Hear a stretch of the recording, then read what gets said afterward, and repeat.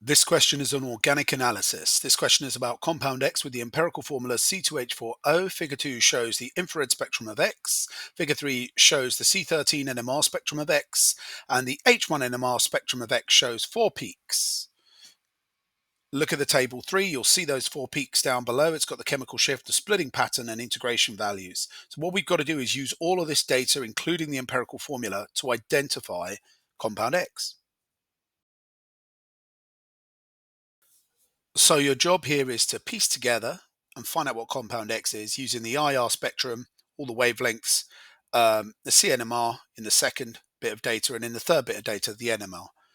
So show how the information from Figure 2, Figure 3, and Table 3 can be used to deduce the structure of compound X.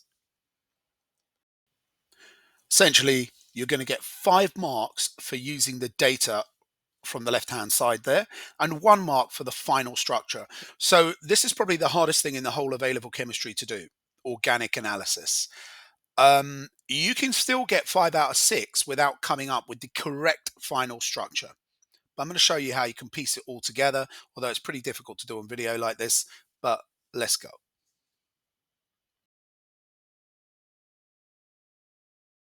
So I recommend you pause the video, have a go using an AQA chemical insert with a data table. You can just Google that to get all the relevant data. And here we go. So first of all, we're going to look at the infrared spectrum of X. What we're going to notice from this infrared spectrum is that we have a broad peak at 3,400 to 3,400 and 500, sorry, and this must be an OH bond. And you can see that from the wave number and the bond here on the data table. Now, it's not going to be the NH because the empirical formula doesn't contain nitrogen. So you can see it's C2H4O and there's no nitrogen, so it can't be the NH bond. Now there is a second peak at 1680 to 1750, and we can see that this, not that, it's the COO. And I'm just trying to go through here and get all the points down because you're going to get like 2 marks for talking about the infrared spectrum, and you can get 5 out of 6 for just talking about how to work out the structure, even if you can't piece it together at the end. But we now know that it's likely to contain an OH bond and a carbonyl group as well, the C double bond O. So now the next thing to look at is the carbon NMR, C13 NMR. And we can see from the table we've got there is a chemical shift at 20 to 50, and that tells us that the carbon in that environment has a carbonyl group attached. This confirms that we're dealing with a carbonyl group. So we know that from our figure 3 here, we can see there are 4 carbon environments, and we know that one of them between 20 to 50 contains a carbonyl group. So this is confirming what we found out in the infrared spectroscopy, that we have that carbonyl group, the C double bond O. Now let's look at one of the other peaks in the CNMR 13.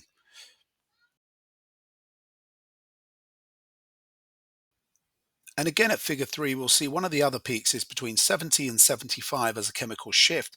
And what we'll find when we go to the AQA chemistry insert is that between 50 and 90, so that covers the 70 to 75, there is a CO bond that will be an alcohol or an ether or an ester. And here it's going to be an alcohol. We've got a CO, and remember we had a COOH from the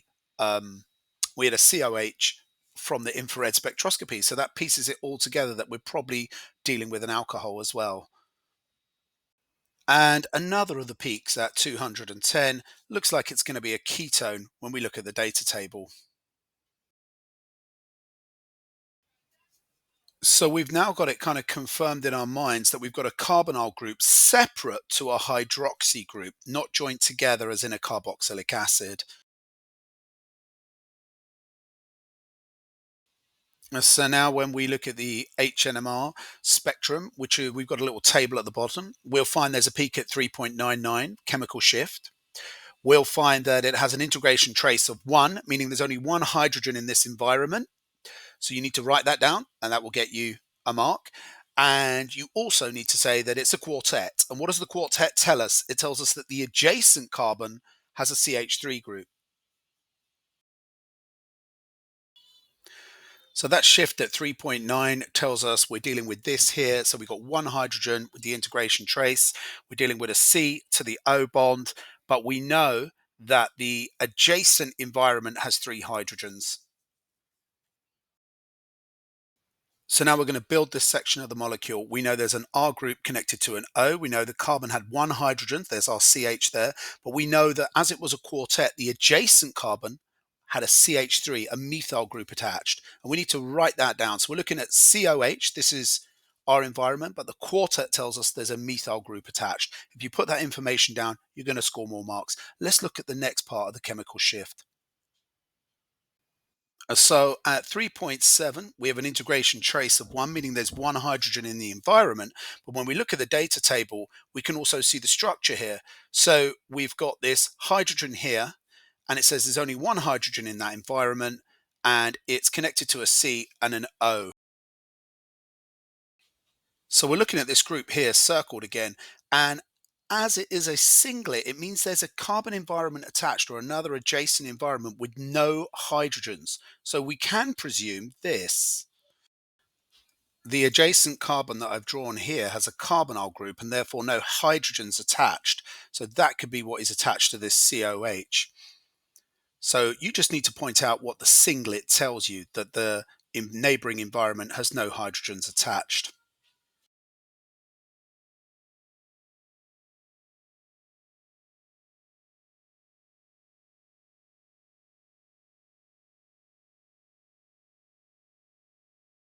Now I'm going to need to use this side of the board as well, as I'm running out of room. We have another chemical shift at 2.1. We need to point out the integration trace is 3, which means that this represents a hydrogen in an environment with 3 hydrogens. So we're looking at the methyl group here.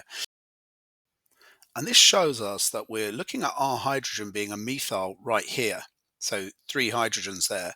And it's attached to a carbonyl. So we've got a methyl group attached to a carbonyl. And we can find that from the 2.1 trace. The integration told us that there's 3 hydrogens. And the chemical shift told us that it's attached to a carbonyl.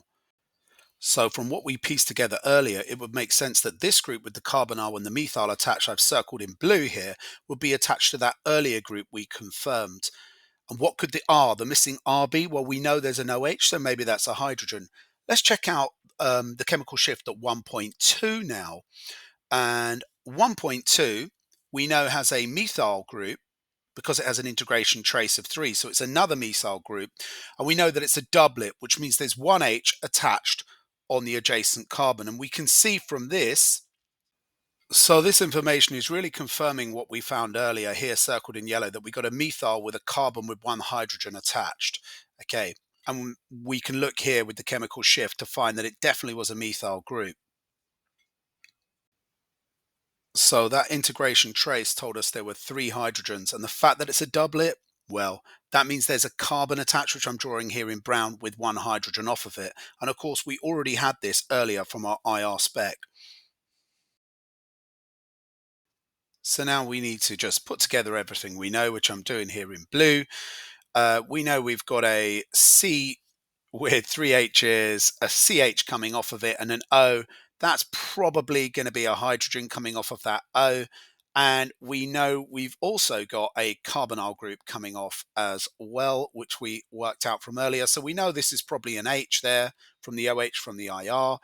And then coming off of this carbon, we know we learned from the 2.1 integration trace that there's going to be a carbon atom attached to a carbonyl group and with a methyl group attached. So that is probably our final structure. So when we piece all of our information together, we know we have a methyl with a carbon with one hydrogen attached. We know we have a carbonyl group coming off of that and another methyl group coming off of that. And we're also expecting to have a hydroxy group coming off of that. Another confirmation to this structure is that if we check the empirical formula, we'll find that the empirical formula is actually or our molecular formula here is a multiple of the empirical formula, which helps too.